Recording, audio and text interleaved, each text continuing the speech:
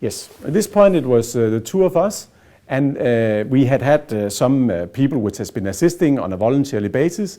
So you could say MYC4, when we look back on it, there is a big hall of fame. People sometimes we met with just only once on one of our journeys to Africa or around in Europe or to America, or other people which actually were people we were continuously going back to show our idea. Some of these people are working in the company today. Some of these people are in our board. Some of these people were working in our company and left again while we were growing the company. But they all are significant contributors to what MYC4 is today. When you look at what should be the focus of MYC4, then we started with financing, meaning there's a borrower here, there's an entrepreneur here in Africa, and there's an investor here. So we have made a bridge in form of the marketplace. We started with this because we needed to map out where were there some businesses in Africa. And from these businesses, we are now working on 3 different stepping stones, because money is not enough. Money in itself can do something, but it will not take people further out of poverty. It will do a first step. So we have identified 3 different stepping stones under this bridge. One of them is capacity development, another one is business development, and the third one is social development. MYC4 doesn't want to master these 3 categories. We want other businesses, NGOs, governments to go in and use the platform we have created and identified these borrowers, these businesses over there, to actually take the network of those and start working on those 3 stepping stones. And we have started the first pilot program, which is we are kind of managing the capacity development program, and we are starting with those, we call them providers, which are those who are screening the businesses in Africa. And we are having the first conference in Nairobi in October months in 2008. And here we will go in and actually find out which practices have we learned the last 11 months. Which practices have they learned? Which is new practices, which could be a next practice and not just a best practice. And we will share these things together so that when they are screening the future business entrepreneurs, that they can do it better and also add value in the capacity to those entrepreneurs. So it's a principle, a train-the-trainer program through our provider structure. Now, when we have done that, we have to go back again and say the next phase we would like to do is, let's say we have 20 hairdressers in Kampala who all got a loan on MYC4. Now they are independent, they don't know each other. Now we know them, and we know that they actually were very good in paying back. What about making business development? What about making a chain, the hairdresser of Kampala? Maybe they made a united brand. Maybe they find a way to commute that they are all here together, and maybe they make an SMS service for their customers, very simple to book times with them. What do I know? So the business element is something we expect in 2009 to be able to do. Just have to remember, a year ago, there was less than 100 entrepreneurs who got a loan.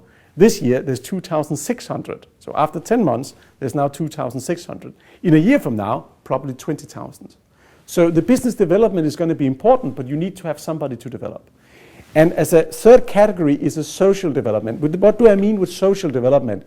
I mean that, for instance, rights, women's rights, human rights, environmental issues, partnership issues, all the things which are very much embedded in the Millennium Development Goals. And here we see that, for instance, the NGOs, we are working on a project in Ghana where the Danish NGO EBIS already has engaged with the cocoa farmers, where Tom's, a Danish company, is buying its cocoa from. So we can kind of feed in and invest in those farmers at the same time.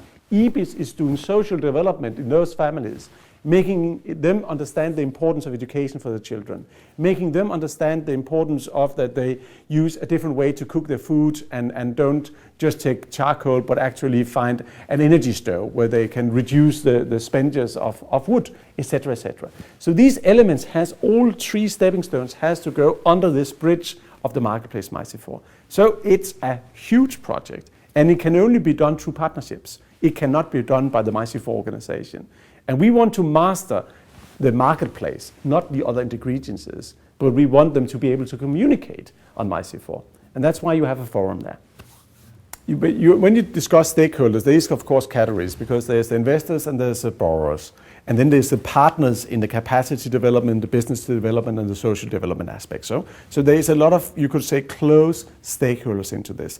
And I think the one which we actually have worked very, very much with, and which were our focus in the model, was to prove that there was plenty of African businesses, to prove that these businesses, if getting funded at a fair interest rate, will pay back, so that there will be investors saying, aha, this really works. Now, to do that, the providers was actually key. Because if the providers, if we didn't have trust to each other that the businesses they were screening were real businesses, then of course you wouldn't have trust either using MYC4 to invest in them. So we started with one provider in Uganda, and he's called Fed CMC. And he was an entrepreneur like us, Robert Vakabi. He had been used to work with 2 other Danes, so we had a good reference on him. And when we met him the first time in 2007, before we had programmed any line, he just said, I would like to be your first provider. And I would like to be completely transparent about what I do right and wrong, and I would like you to help me, and I would like to help you what I think you do right and wrong.